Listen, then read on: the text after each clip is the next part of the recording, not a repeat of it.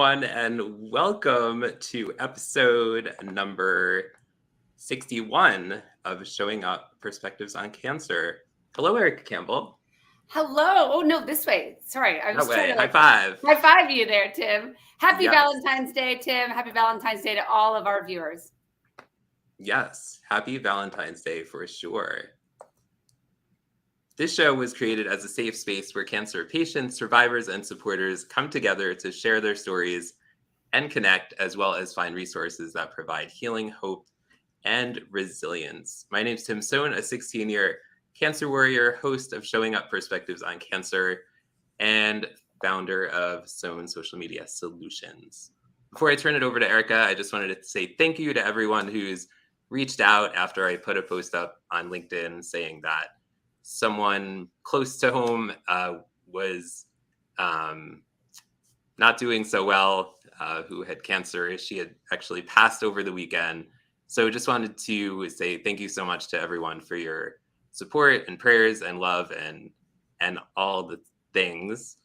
Also, I wanted to mention that someone who had watched the show in the past, her name's Christina Champeau, and the father of her children, PJ, actually passed away from leukemia recently. So I put a link in the comments. They're looking for help in terms of a celebration of life for their dad, or PJ. If anybody can help support that celebration of life, it is greatly appreciated. And my puffs are in my office, and that is not good for this show today. It's going to be one of those shows. Yep. Yes. I want to acknowledge you for being a leader of your family, being someone who shows up for others in such powerful and beautiful ways. I celebrate you. I celebrate what you stand for, and I celebrate the community you've created around you. I'm sorry about your sister-in-law, Joy, and Karen. Yeah. Thank you. My name is Erica Campbell. I myself actually have several perspectives on cancer. I am a 5-year cancer survivor. My 5-year anniversary mark is in May. I'm also a longtime cancer volunteer. I lead a nonprofit helping kids with cancer and their families called the Pinky Swear Foundation. And I am a cancer orphan.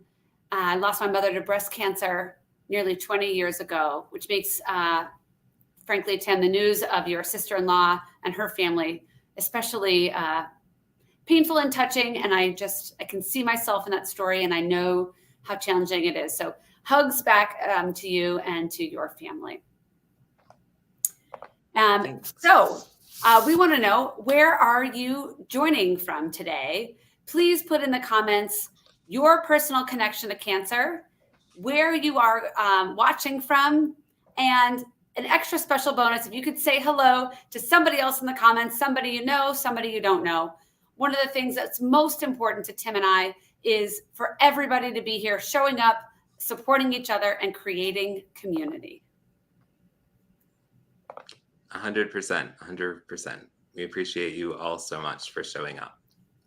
So today's guest is Paoola Sefair, and she is a thyroid cancer thriver, as well as co-founder of the My Care Crew mobile app for cancer support. So I'm going to bring her on the screen now. Hi, Paoola, and welcome to the show. Thank you. Paoola. Thank you so much for having me. Hi. Yes, welcome. This community is so excited to hear your story. I know personally, I'm extremely interested in learning about your journey. So we're going to just dive right in. Tell us your story, Paoola, and give us your background and walk us through your own cancer journey. Okay, well, I'm a mom of a very active 9-year-old. I have been in the corporate world for a lot of my time, and then as an entrepreneur the last about 10 or so years when my son was born. And how I fell into cancer was in the most unexpected ways. It was literally one day I just had trouble swallowing, but just literally one time. Like, okay, that was odd. And then a few weeks later, it happened again. I had trouble swallowing. And then I was at a friend's who's happened to be a doctor at an appointment, and I mentioned it to him, and he said, "Well, let's get it checked out. You never know, just to be safe." We did. He sent me off for an ultrasound. That was December 31st, 2014. Went in thinking nothing of it. And then a few days later, when I had to go back to the doctor that would give me the readout, which was a different doctor, I come into the room. I wasn't expecting anything at all, and so I had my son with me. He was a year and a half at the time. My mom was with me. We were coming back from Orlando. We were at Disney for the day, and we came back, and I said to my mom, "Just gotta stop for this little doctor appointment. It won't take long. We'll, stop for 20 minutes or so, and then we'll just head home." She's like, "Okay." So I had them all in with me in the room, and this doctor who opens the door, he had a file in his hands, and I recall he didn't even look up to me. He just said, "Oh, it's cancer, kiddo." And I mean, like, just like that. And it just for a second, I was like, I "What? Like, what do you mean it's cancer?" It's just I couldn't swallow once or twice. What he's like, "Yeah, it's cancer." And at that point, do you remember what I know I'm dating myself when I say this, but do you remember Charlie Brown? Like, you say, "Wong, wong, wong, wong." And I swear to God, every time I think of Yes. appointment with the doctor, I just hear this "wong, wong, wong" in my mind because I Yeah. just I don't know, I went into my own zone and all I could think of was to have my son in my lap, like, am I gonna be around to see him grow up, and am I gonna be around to see him get married, and I remember probably 90% of the things the doctor said that day. I actually had to go back a few days later once I could, pull myself together and kinda have him go through the story again and try to figure out, "Okay, well, what do we do? What's the plan?" Um, so yeah, that's how I walked into cancer, not there was no it was just so unexpected. It was so out of the blue. Yeah. So what kind of cancer was it? Thyroid cancer.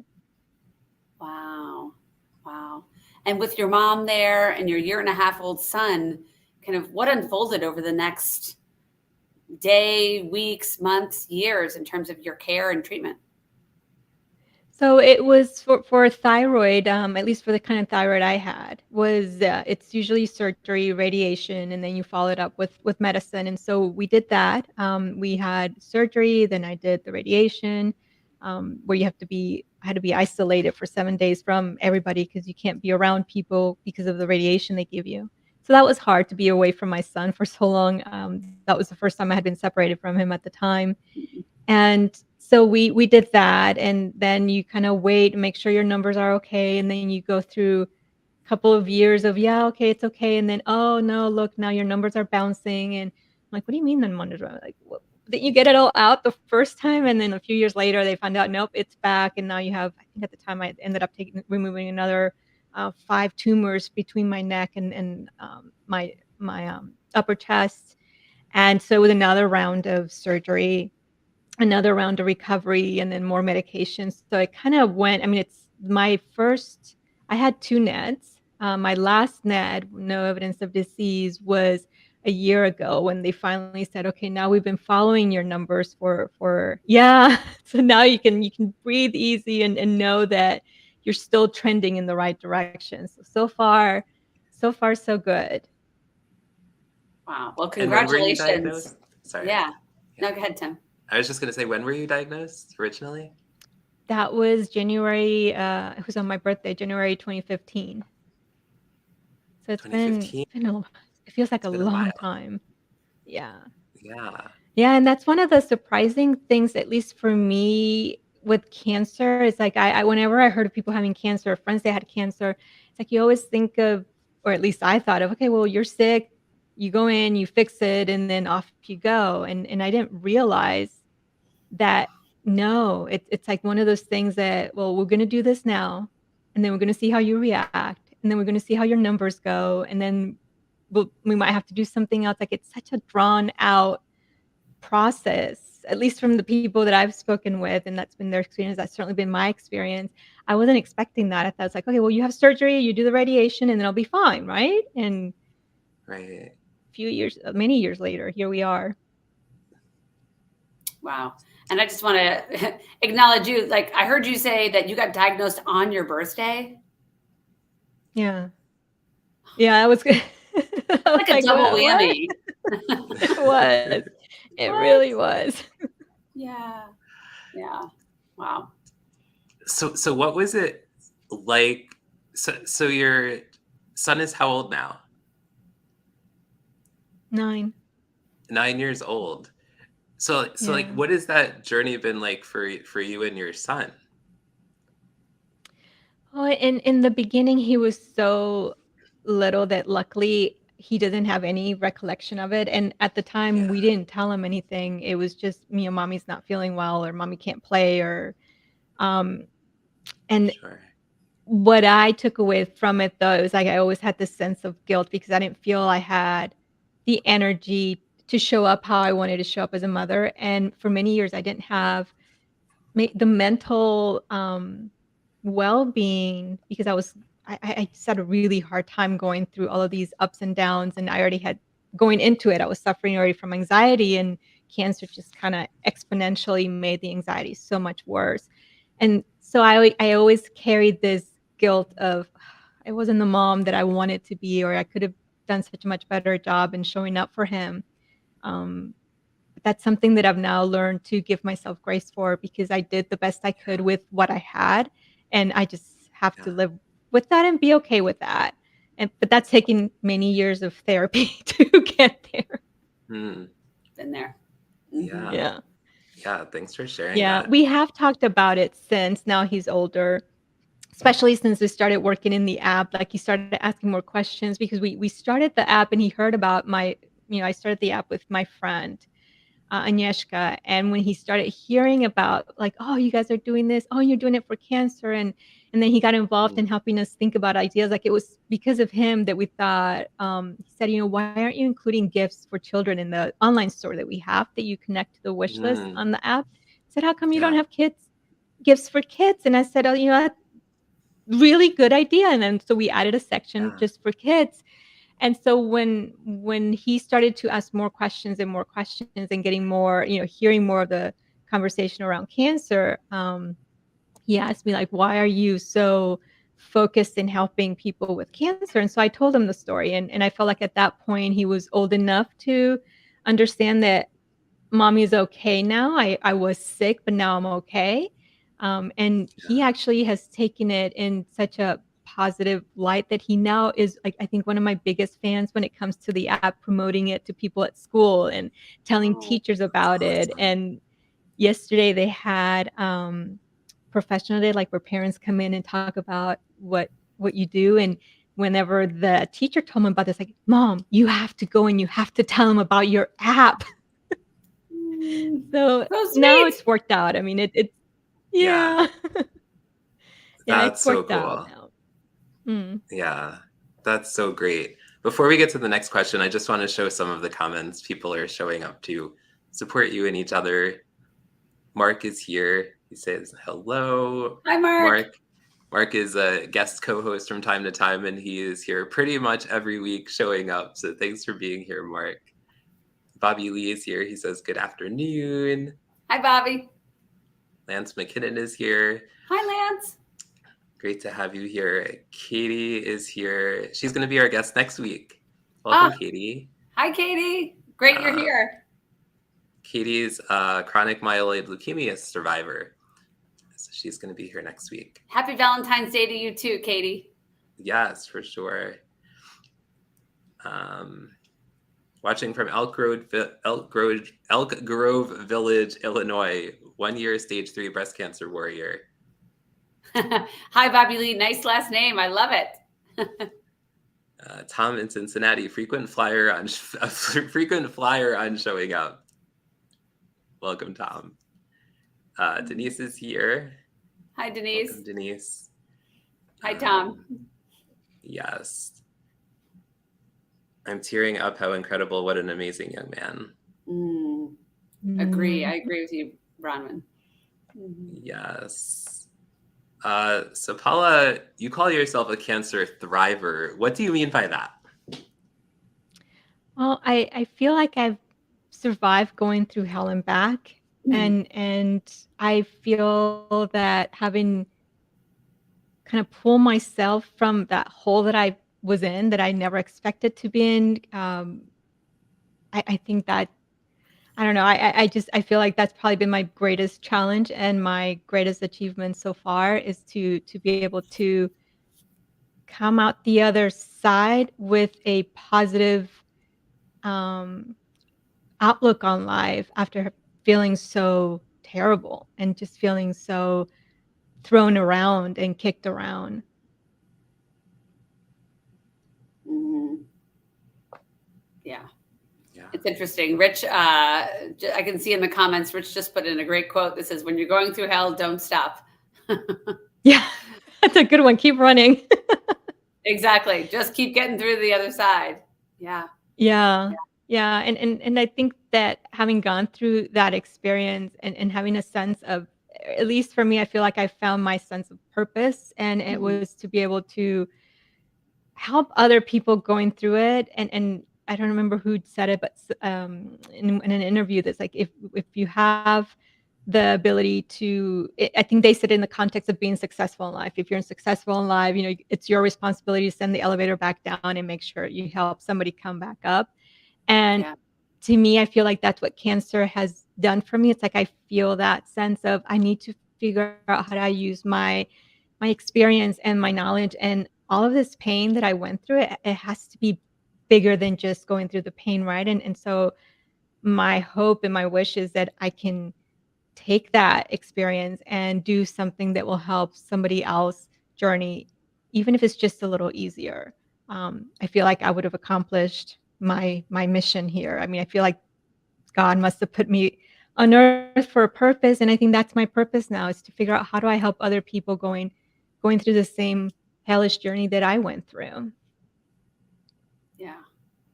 My goodness, Paula. I'm sure many of us are here grateful that you are sharing your story and sending the elevator back down. Thank you. Mm. And how do you cope with some of those fears? If you're going through hell, keep going, but that's a really long, dark tunnel. So tell us a little bit about how you Yeah. manage through fears, during and before, during, and after cancer. So before cancer, I was an expert at not feeling things, right? I was an expert at pushing things aside. And I kind of still am, but I was even more so a workaholic. And it was, I didn't have, my, my emotions never caught up with me because I was always running so fast. And that was how I coped during the first several years of cancer. I thought, okay, this has worked for me. I will, this is how we're going to do it. And we just go, go, go. And it helped me that I had a year and a half son at the time. And so that was just an extra layer of things that needed to get done and extra day activities that needed to be completed. And so it was very easy for me to just drown myself in doing and not processing anything that I was going through until many years, I think like 4 or 5 years into the journey, that it got to the point where I couldn't manage it anymore. It got to the point where I literally felt like I was unraveling. I wasn't sleeping, I wasn't eating well, I wasn't feeling well. I had never experienced that in my life before. Whenever I ever had a hard time or something difficult to go through, I felt like I could always bounce back or work myself through it. And this was a time when it was months were going by and I was feeling terrible. And it wasn't a I wasn't depressed. I was not myself. I was scared a lot. I had a lot of anxiety to the point that the anxiety was just I was feeling it all over my body. And I was having trouble remembering things. I was having trouble doing my daily tasks, whether it was at work or at home. And it got to the point where, in passing it, we talked about it with my oncologist, and he said, I think it's time you see somebody. I think this has gotten away from you, and it's time that you seek help. And I did. I reached out to and looked for a therapist, and I tried that for a while. Um, of course, that was taking too long because I had a plan and I had a timeline. I'm like, how long is this going to take? How many times do we need to talk about this so we can fix it? And she's like, no, that's not how it works. I'm like, okay, well, I got to find something else that works.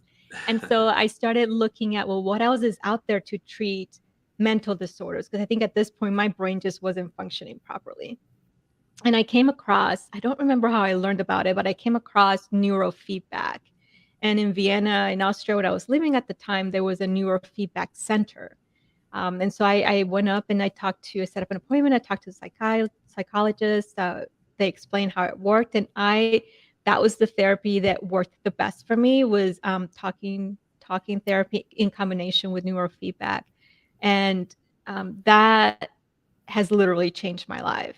I've been doing it now for a couple of years, and it has regulated the way my brain functions to the point where I can recognize when anxiety is coming up, but it doesn't take over. Like, it never goes from my chest up to my head. And in addition to that, and I've come to spend a lot more time learning and reading and talking to people and experts about how do you get to a point where I'm not just surviving and getting from one day to the next, but where I'm actually feeling good and where I can help share that with other people. And so I've learned a lot of other modalities of helping emotionally regulate yourself and helping get to a better place. And so I do a lot of meditation. I do a lot of journaling. I was never a writer, but I have found that it is at least for me, because I'm not always great at talking and sharing what my emotions and like letting them out. I have found that journaling is such a safe space for you to just let it all out. So those different modalities are what I've kind of balanced around. To sometimes I rely more on journaling. Sometimes I have to go back to the neurofeedback more. And then my everyday constant is my meditation. That's incredible. I have to say, I'm so curious. Can you just say a little bit more? What is neurofeedback? I've never heard of that. And I think Bronwyn's never heard of that either. Okay. So neurofeedback is there's different types of neurofeedback. For the one that I call it calming neurofeedback, there's a technical term for it, but to me it's just a calming neurofeedback. They hook up your brain to a computer monitor, and they either show you a movie or music, and they're trying to get your brain to come, like the brain waves to come to a certain level, to bring them down so they calm to a calmer level. And it trains your brain that unless your brain calms down, the movie stops. And unless you stay under that threshold that they set your brain to, whatever I'm sorry, I'm not explaining it very well. But the idea is that it just forces your brain to calm down. Otherwise, you don't get the treat, you don't get the movie, or you don't get the song. And so when I came in, there's a target. I won't say normal, but there's a target that you should operate within. And I think it's between 1 to 35 or 40 or something like that. And when I started, mine was at 850. That's how completely off the charts my anxiety had gotten. And Wow. I remember the first time I went in there and they were doing the readout, they're like, is this right? They were like, we don't think we've ever had somebody who's been like off the charts. So it took a lot more sessions that they originally had suggested, because they didn't realize how far off my brain had gotten. But it really has been a life-changing experience for me. It really has changed the way my brain interprets events and the way I respond to events. I finally have been able to move out of that survivor mind that I've been on for so many years. That's powerful, Paoola. Holy buckets. I feel like I'm sure many of our listeners will want to research that too. Really cool. Yeah, neurofeedback or biofeedback. It was originally created, and I believe it was back in the 60s, to treat soldiers coming back from war, to treat PTSD. Wow. I think a cancer diagnosis qualifies as PTSD. Yes. Yeah. Yes, it does. Yeah. Wow. And then Philip Jones has a question that's kind of related to what we're talking about in terms of self-care. He says, how did you manage your time having others in your life you had to take care of and still find time for yourself? Because we all know self-care is very important. How did you find the time for these things? Great question, Philip. Meditation and these other things. So one thing that I've done during the first few years, and I want to be very transparent here, that during the first few years of having cancer, I didn't do any of these things. I was still using my old coping tactics or strategies of burying myself in work. And it wasn't until I got to the point where I literally couldn't function, where I literally couldn't sleep, that it was you're faced with that either you're going to be a very unhappy person and not be the kind of person you want to be to your family and your son, or you need to do something drastic and pull yourself out of this hole that you're in. And so I want to make sure I'm clear about that this hasn't been an easy process, or it's been a long journey that required a lot of help, a lot of therapy, a lot of soul searching. And in terms of how I have recently, so in the last 2 years, where I feel like I can say I've been in a better mental space. I get up at 5 in the morning so I can have those 2 hours in the morning before my husband wakes up and my son wakes up. And so I just it's like I had to add a couple of hours during the day where it was my time. And that's nobody talked to me, nobody called me. That's me. That's Yeah. my workout and that's my meditation and my journaling. Paoola, I do the same thing. So I see you. Yeah, right? I'm just laughing. I have a 9-year-old son as well. Like, oof. Yeah, absolutely. Yeah, I get up at That's what 5 you to gotta do. Yeah. Yeah. My wife does the same thing. She's up at 5 o'clock It every must be a morning mom before I'm up, thing. before the kids are up. It seems like it, yeah. Total mom It's a thing. I mom thought I was the thing. only one. Thank you for making me. No, it's a thing. I love that Joy does it as well, Tim. That's awesome. Yes, yes. So everyone, we're here on Showing Up Perspectives on Cancer, here with Paoola Sefair. She's sharing her cancer story. In a little while, she's also going to share about an incredible app that she co-founded as well. But Paoola, tell us about what is the greatest lesson you learned from your cancer journey, and what was the silver lining of it? I think for me, it has been because I've always been so good at not feeling my emotions and at being a do kind of person. I think cancer forced me to stop and deal with not only the trauma of going through cancer, but I think for me, that experience unraveled I had some childhood trauma and other trauma that I had pushed down so far that I didn't even realize that it was still there. And so it just it forced me to work through it, as unpleasant and as painful as it was. I don't know if I would have done the work if I hadn't been forced to in the way I was. So I think that for me has been one of my biggest silver linings. I think being able to have a sense of clarity about what's important and what are the big rocks in my life, and just being able to prioritize them and not feel guilty about letting other things go, and just being okay with what is. I think those to me have been the my biggest takeaways. And the biggest gift to me has been giving me that sense of responsibility that now I got to pay it forward. Now, I made it through, however I got through by divine intervention or whatever it was that pulled me through. And then giving me that sense of, okay, well, now you got to go do it for somebody else. Yeah, that's really beautiful. And I love the way you described, you said the big rocks, like what's the most important, and let the rest of it go. Yes. That's powerful lessons for cancer thrivers and for, those that have not faced that journey. It's just I think it's something we all struggle with. Thank you for naming it. Yeah. So Paoola, everyone I can see in the chat here is just really excited to learn about this initiative and this app. Tell us about My Care Crew and what's your vision for it? So My Care Crew, it started out as so a colleague and a friend of mine. We worked together at Cisco for over 10 years together. I had my cancer diagnosis, and shortly after she had her cancer diagnosis, she had breast cancer.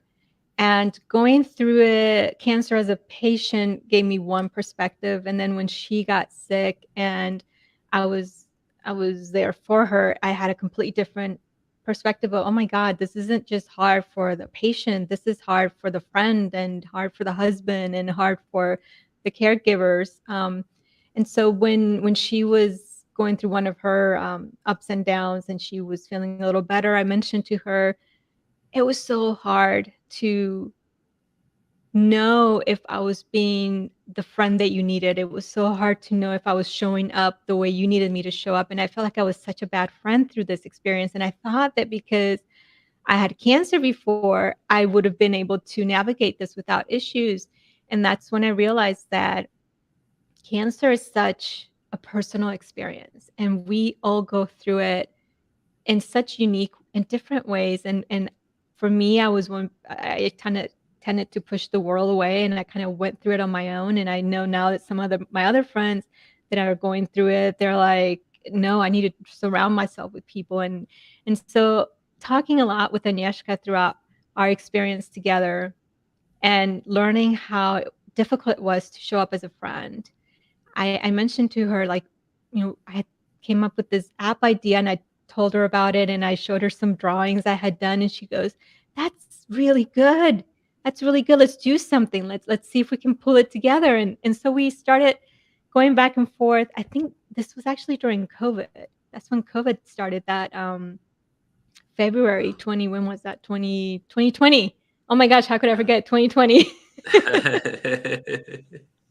And we started going back and forth, and then we were talking about it with some of our ex Cisco colleagues, and they were like, "Oh, we can help you. We can do this." And so as the idea started to get around more of our friends, we in like a couple of weeks, we put a prototype together. Not a prototype, but we put the idea of the framework of what the app would do and what it would address. And we wanted to address the pain points that she and I had experienced, and the pain points that we heard from all the other friends and family and coworkers that had gone through cancer.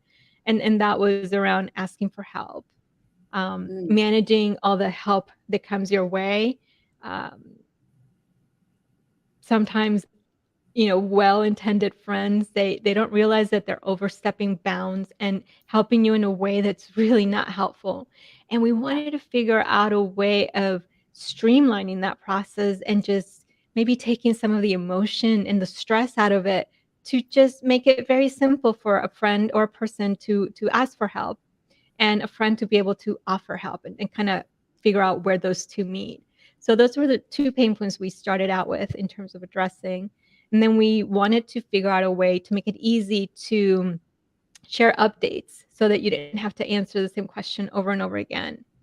And then the fourth item was asking, or figuring out how to streamline the gifting process. Because I don't know about you, I have a friend, she's actually going through cancer at the moment, but she absolutely hates getting flowers. And one of the things that you get a lot sometimes is flowers, right? And I asked her, because I didn't even think about it. I said, what is it about flowers that you have a problem with? And she's like, well, because as they sit there and they start to die, it's a constant reminder that that's what's happening to me. And I would have never, like, I never thought about that. And there's so many other things that you get. I remember I used to get chocolates, and, like, my friends would bring me cookies and things. I'm like, "Why are you bringing me this? I can't eat this." So we started thinking about, like, how do we streamline that process? And then as we started talking to other patients, we realized, sometimes it's not about the gift. It's usually more about an experience. I wanna go for coffee, I wanna go for a walk, but I can't do it by myself. So I would much rather get your time as opposed to something you give me. And so that's how we came up with the features in the app. So when you sign up for the app, and it could be a patient, a caregiver, it could be anybody. We don't limit the app. It's completely free. Anybody could download it. You create an account. You invite the people that you want to be part of your care crew. So it's by invitation only. Nobody knows who you invited. Your care crews that you invite don't see each other. So it's really putting the control back on the patient, so they can have a sense of, I decide who I invite into my little private bubble. And once the patient invites their care crew members and they're connected in the app, then the patient can send tickets for help requests, so transportation, meals, chores, grocery runs, whatever it is that you need. And then the friends can do the same thing. The friend can say, look, I don't know what help you need specifically, but here's all the ways I'm available. And so you can send little offers of help. And then the patient can just click on yes, no, thank you, maybe later. And so it just makes it easier. It's like the patient can just take the stress out of having to ask one for one, can you help me? And just puts a help request out to the care crew community. And then the care crew community can pick up the help that they're able to help with.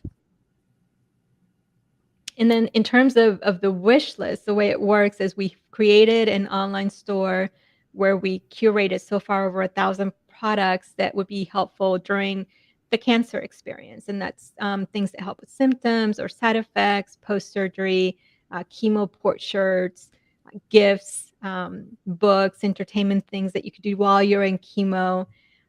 We even have included now clean beauty, because that's as we start to become more aware of what are all the effects of all the toxic products that are out there and all the toxic ingredients.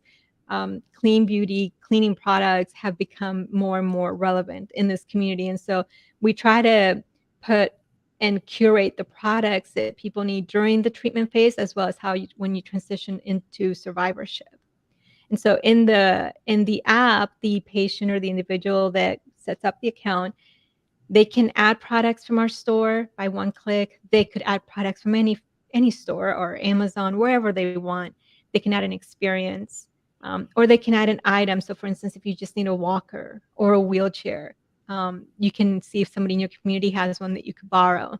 So the idea is if you're going to get a patient something, let's get them something they really need, want, or wish for. And so we try to streamline that for patients and for caregivers. Oh, I mean, this is excellent. I actually wished I had this app when I was going through my cancer journey, honestly. And I had to chuckle. I feel the same way about flowers. I love they're beautiful, but they die. Yeah, and they die. And I actually asked not to send flowers, and of course people did, right? Yes. So I think the ability to ask for help is really hard, and your app allows people to do that in a safe space, and I think that's really beautiful. Thank you. Thank you for what you created. Yeah. And actually, sorry, Tim Bronwyn says the same thing.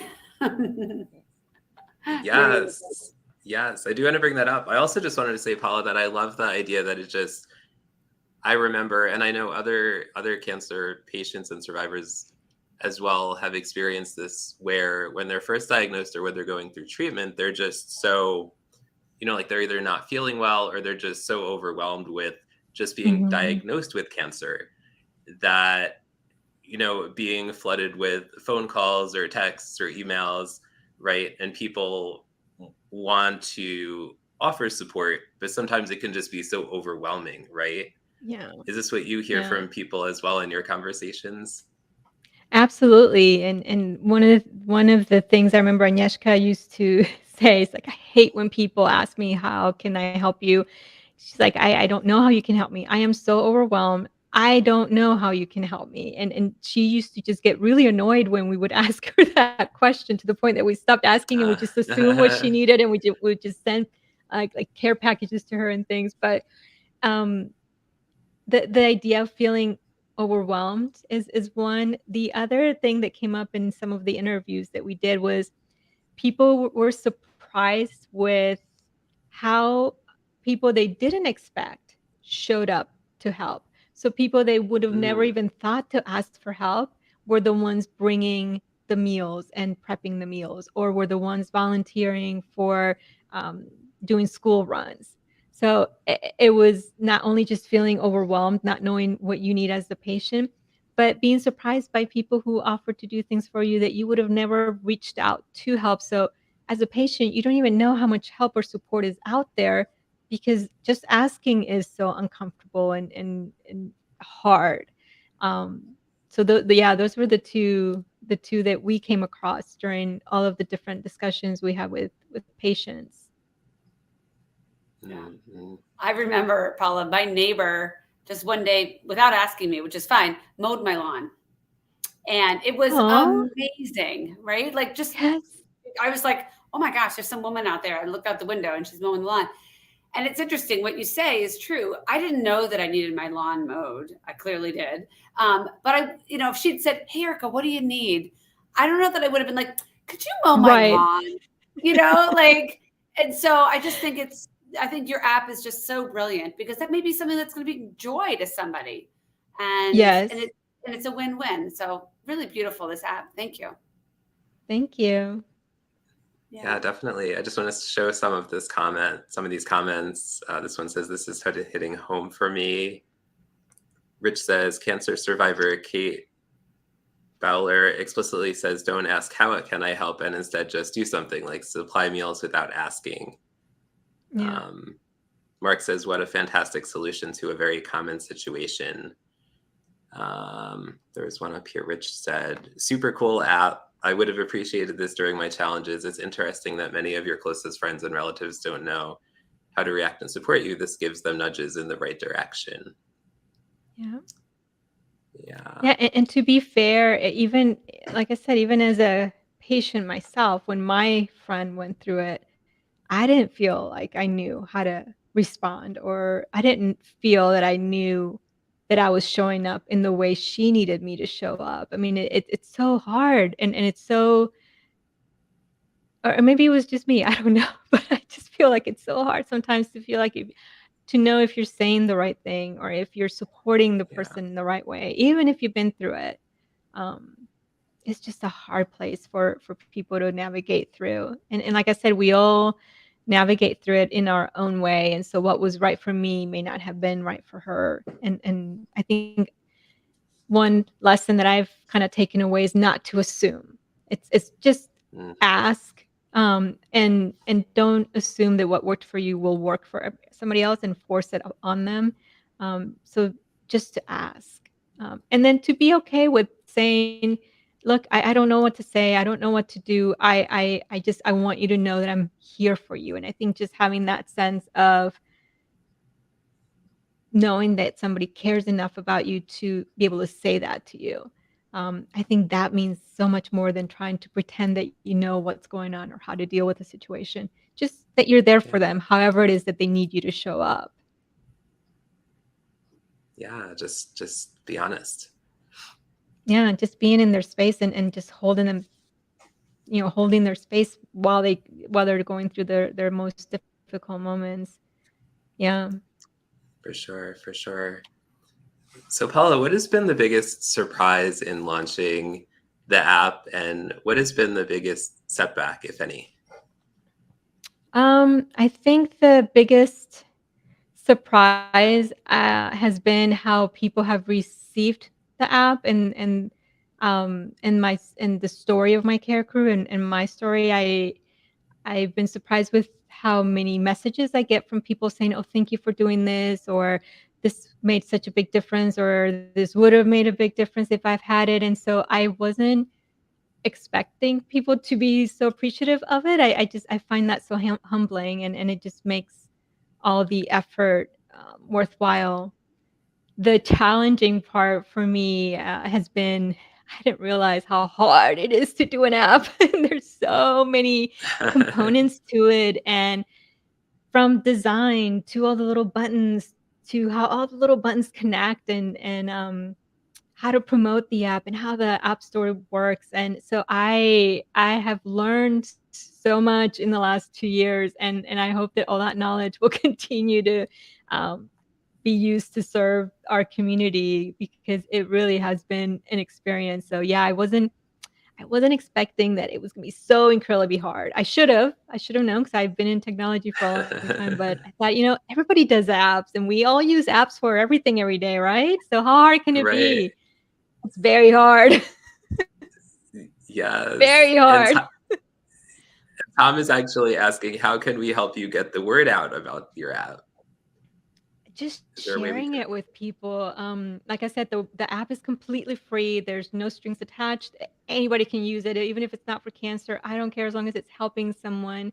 There's no in-app advertising. We Agnieszka and we started out this process because we really wanted to give back. We really wanted to do something that we would hope would help another person. So we've put it out there, and anybody can use it. Oh, that is really Amazing. generous. That's incredible. Yeah. So what inspired you to become a cancer advocate combined with an entrepreneur? I had been I mean, I was an entrepreneur before. I think the cancer advocate part of it and it's been a challenge to become that or to step into those shoes because I'm not a in front of the camera kind of person. I've always been behind the scenes kind of person.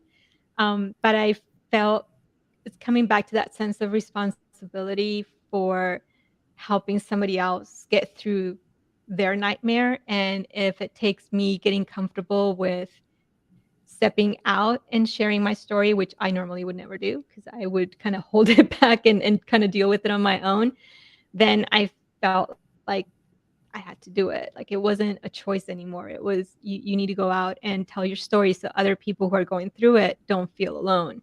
Because that was for me one of the things I think when I got to the point where I brought it up to my oncologist of all the symptoms that I was experiencing, the emotional symptoms, I got to a point where I literally thought I was going crazy, when my brain wasn't functioning the way that it used to, and I was having a hard time doing my work and having a hard time coping. I really thought I was going crazy. And after many years of therapy, I realized I wasn't going crazy. I was just going through a traumatic experience and I didn't have the skills and the know-how of dealing with it and managing it. And I was drowning when I didn't need to because there was help out there. I just had to reach out and ask for help. And so if my telling this story will help somebody else feel comfortable with saying, I'm drowning, I need help, then I feel like I have to go out and tell the story. Mm, powerful, powerful. Paula, when did you start sharing your story publicly? This year. This year. Yeah. Wow. Was that a new experience for you, and how did that shape Yes. your experience? Um, it was the first couple times I did it was incredibly hard because some of these challenges and some of these really deep negative emotions and experience that had gone through, I didn't even voice them with my some of my closest friends. I went through a lot of this really on my own. And now that I've been sharing it and I try to share it on my social media and I try to be as open and as transparent and as real as I can, it has helped me continue to process because I think at least for me, my expectation was, okay, I'm starting therapy and I'm going to do what they tell me and then I'm just going to improve and I'm going to get better and I'm going to get here. And what I've learned is that it's more like this: you go up and then maybe you go back down and oh, maybe you go back a few steps. And so talking about it over and over again, I've noticed that it's helping me continue to heal and continue to learn more and continue to go deeper in my new journey of self-discovery and just building a kind of life that I can be proud of and um, have other people be helped by that experience. Yeah, it's been cathartic, I should say. It's been like going through therapy all over again. Yeah. The only way out is through. Yeah. Yes, that's right. The only way out is through, yeah. Mm-hmm. I love that word, cathartic. And what you shared resonates with me because I started sharing my cancer story in 2021 after having cancer for 14 or 15 years. Oh my God. So I completely understand, at least to an extent, what you mean in terms of like the healing, as you're Mhm. sharing your story.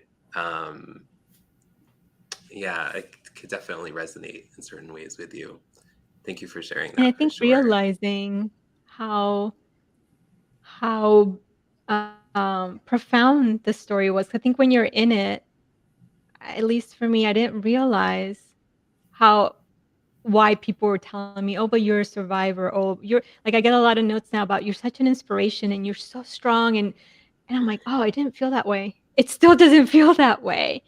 Um, Hmm. and I think Yeah. talking about it, it kinda gives you more layers of understanding, "Oh, it was traumatic. Oh, you did go through, like, a deep hole. You were in a deep hole, and you did claw yourself back out of it. And um, it just helps continue to process that healing. That I don't know if you ever get completely healed. I think I don't know. I feel like it's a work in progress for me. And I feel like I'm Mhm. always, the more I talk and the more I listen and I hear of people as they're telling their story, it's like every day you learn something new, or every day you take something new with you. Yeah. Yeah, for sure. Do you have a perspective on that, Erica? Yes. Yeah. I mean, oh gosh, my light keeps going off. Hold on, I gotta move because I'm not standing still here. Yeah. No, I mean, thank you for sharing that, Paula. Because yeah, it's really a vulnerable place to be when you're Mhm. sharing your story, and then the growth, the realizations, the trauma. I think there's a long tail on that, and Mhm. I appreciate that once the cancer medical journey is over, there's a emotional and healing one that just rolls right in. Yeah. And I think shining the light on that in the way you have, Paula, is incredibly supportive, vulnerable, and authentic. Well, thank you. Thank you. And I guess one thing that I wanna make sure that I communicate, is that it's not, "Oh, I'm here now and I say all these things because I figured it out." That's not it at all. I try to pass on what I feel I've learned, what I feel that has benefited me, in the hopes that it helps somebody else. I'm by no means an expert on any of the things that I've said, other than this is my story, this is what I've gone through, and I just hope that by sharing some of the things that have worked for me, maybe people will find a tool or an idea or a methodology that helps them. Um, yeah. And usually things look a lot better and easier from the outside. So I just want to make clear that, some days that I struggle, like this last week, Yeah. it really has been a struggle. And so, yeah, I just think we need to be open about that. It's not a straight line. It really is a curvy and It's winding not a road. straight line. Yeah. It's not. Yeah, I have to say, Paula, it landed with me when you talked about, your expectation of therapy. I had the same thing where I was like, okay, I'm going to be here for 8 weeks and then I'm done. Yay. And she was like, that is not how that works. Mm-mm. No, right? We And, got you for the rest of your life. yeah. And she actually, because I kept They saying, just like, don't tell you that. where's the They end? And she was like, tell you that, there's right? they don't tell you that. It's like there's no When point where anyone on this planet is like, oh, nailed it. Life nailed it. She was like, Yeah, it's a forever. no. It's And forever a that part both of you. impressed me and encouraged me. Yeah, I tell my oncologists whenever I see them now, it's like, "Okay, so you remember, right? You tell somebody they have cancer, and what's the next word that comes out of your mouth?" "I know, Paula, you're gonna need a therapist. You should get therapy." I'm like, "That should be part of the medical protocol." I don't get why it's not. It's like Mhm. basic, right? It's like, you have cancer, you should get a therapist, or you should get therapy, or you should get, like, something. Like, it just shouldn't be like I find out halfway through, I'm like, "Oh, I should have gotten therapy years ago." That would have made it so much easier. Yeah, Mhm. I don't get it. I don't. Yeah. It's funny. My doctor he didn't go in right with like, you have cancer and here's a therapist or get one. He came in with it like 3 months into it, and I was like, oh hell no. Okay, Oh, you got maybe. it 3 months in, that's good. I Yeah, didn't get that. I assumed we all had the same. Yeah. yeah. So But I 3 months resisted in for and you quite some didn't time. think, So I can relate to that. Like, "What do you mean a Yes. therapist? I'm not crazy." yeah, yeah, Yeah, yeah. we gotta change Yeah. that. No, you need a therapy just to survive everyday life. You don't need to be crazy to get Absolutely. therapy. I think Yeah, I think that's one of my biggest things that I talk about now is therapy is not for crazy people. Therapy is for everybody. We all need help. There's so many tools, and this is a conversation I have a lot with my son's school about all the different tools that we should teach kids as they're in school on how to regulate their emotions, how to deal with their emotions, and like we don't have to wait till we're grown up to try to figure this out.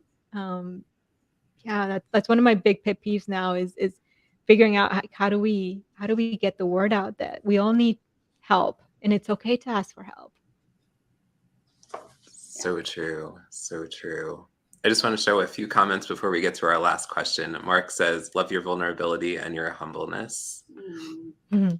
Tom says, I truly admire all of you on your cancer journeys. I'm in awe of the strength everyone shows. I have to think, though, you wish sometimes you didn't have such a daunting reason to be so strong.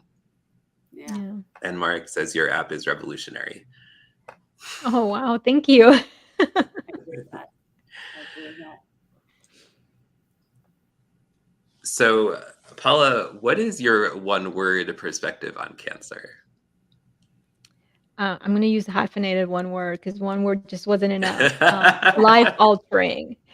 It's life Mm. altering. And I think you can take that both directions. You can make it life altering and you can lose yourself in it, or you can make it life altering and come out the other end a better person, come out the other end the person you were intended to be all along. And I hope that's the path that I've chosen to take. I don't always do a good job of being that person and showing up the best version of myself, but I think that has been my takeaway. It's been life altering, and I'm doing my damnedest every day to try to show up in that best version of myself and trying to learn how to be that best version of myself, not just for me, but for my son and for all the people that I hope along the way I can help also. Mm. I love Agreed. that. Yeah. What about you, Thank Erica? you. Today, my word is holistic. And I think I was really inspired, Paola, by both, you highlighting the physical pain, but really bringing to light the mental and emotional journey that Mm. accompanies it and the incredible modalities that you described, ones I'd never heard of, neurofeedback, but even bringing in meditation and journaling. To me, that's, Mhm. cancer looks at the holistic or is life altering in the holistic way, to build on your word. Yeah. So holistic. Absolutely. Yeah. Yeah. Tim, what about you? So I'm going to be a rebel as well. I'm going to go with two words. I'm going to go with self-care. We talked a bit about Yeah. self-care today, Yep. meditation, Yeah. things like that. And that's so important, whether it's during our cancer journey or after or whenever we get to it. And we talk about that a lot on our show. So I'm going with self-care. So Paula, thank you so much for being on the show. Is there anything else you want to say before we wrap up? It's so wonderful to have you here on the show and share your story. No, thank you so much for having me. I really am so grateful that you've allowed me to share my story with your community. And I salute the work that you do because I think the more we feel less alone in this journey, I think the more we feel comfortable with asking for help. So I think the work that you do it's so crucial to helping us feel um, heard and feel like we're being seen and feel like somebody's understanding us. So thank you for all the work you do. Thank you. Thank you, Paula. I know many of us, we feel less alone by hearing your words. Thank you. For sure. All right. Thank you, Paula. Bye, Paula. Thank you. Whew. Erica. Tim, self-care, life-altering, holistic. That was a great show. That was definitely a great show. Yeah. Definitely. Yeah. And you made it through without any puffs. I'm really proud of you, Tim. I made it through. I didn't have puffs. I was thinking about breaking out the peeps if I had to, but I didn't think that would be very respectful of our guests. So I withheld myself. I do have my coffee though. All right. Well, Tim, I'm going to say again, we have the best audience on LinkedIn. This is the most supportive community, and it's one of the things I'm most proud of. So thank you, everybody, for showing up today. Yes, thank you, definitely. Thank you, everyone. And we are always looking for guests who want to be on the show, no matter what your perspective is on cancer. And we know I don't know many people who don't have a perspective or a connection on cancer. So if you're interested on being on the show, sharing your story and your connection to cancer, please reach out to me or Erica. We would love to have a conversation with you. Over to you, Erica. Next week's guest is, you saw her, she had joined today, Katie Bayless. She is a survivor of chronic myeloid leukemia. So let's all show up for Katie and for each other. See you next week. Yes, let's do that for sure. So thank you for everyone for tuning in. I mean, I'm especially excited for next week's show because CML is what I had. So yes. Ooh. Bring the puffs next week, Tim. Bring the puffs. And everyone tuning in, bring the puffs. And let us know, are you team puffs or team Kleenex or team ShopRite? I don't know. Team generic tissues. Team generic. So thank you to everyone for tuning in to another episode of Showing Up, and get ready because it's time. It's that time. What time is it, Erica Campbell? Here we go. All right, let's boogie. Let's boogie.